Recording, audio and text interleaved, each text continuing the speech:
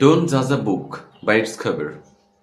মানে সবসময় একটা মানুষকে আপনি যেটা দেখতেছেন সেটা দেখেই জাজ করতে যাবেন না, কারণ আপনার দেখাটা ভুলও হতে পারে, অথবা এটা একটা মিস আন্ডারস্ট্যান্ডিংও হতে পারে। এর কারণ হলো, আমি ফেসবুকে তো বিভিন্ন ধরনের পোস্ট করি, সেটা দেখেন আপনারা।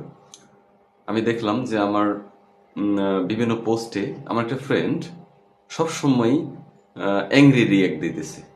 বাট আমি প্রথমে হয়তো ভাবছিলাম যে এটা হয়তো বা ভুলে একবার দিছে।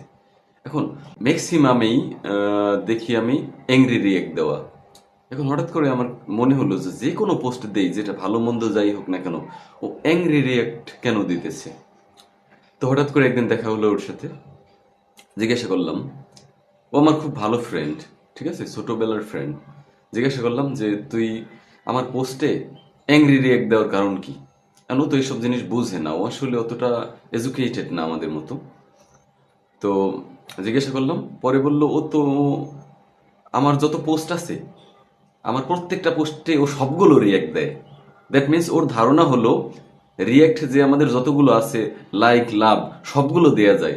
ও কি করে, ওই রিয়াক্টের উপর প্রথমে লাইক রিয়াক্টের উপর ক্লিক করে, ক্লিক করে ধরে রাখে, তারপর লাইক হয়, পরবর্তীতে আবার লাইক রিয়েক্টের উপর ধরে রাখে, পরবর্তী এর পরেরটা হচ্ছে লাভ।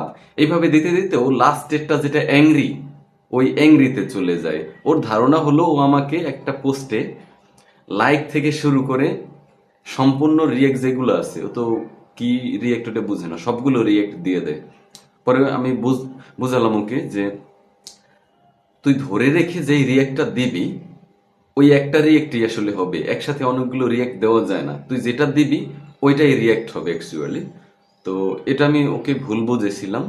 সো আমাদের পারিপার্শ্বিকতায় দেখা যায় আমরা অনেক জিনিস আসলে প্রথম দেখাই ভুল বুঝে ফেলি, বাট এটা আমাদের একটু অ্যানালাইসিস করতে হবে যে আসলে এটা কি মিস্টেক নাকি এটা মিস আন্ডারস্ট্যান্ডিং। ওকে, এটা বুঝতে হবে, কারণ সবাই আমাদের মতো না। প্রত্যেকটা মানুষ পৃথিবীতে ইউনিক, প্রত্যেকটা মানুষের আলাদা বৈশিষ্ট্য আছে। সে আপনি যেটা বুঝতেছেন সে হয়তোবা সেটা বুঝতেছে না। So it could be a misunderstanding or anything else. Okay, so don't জাজ a book by its cover. Thank you.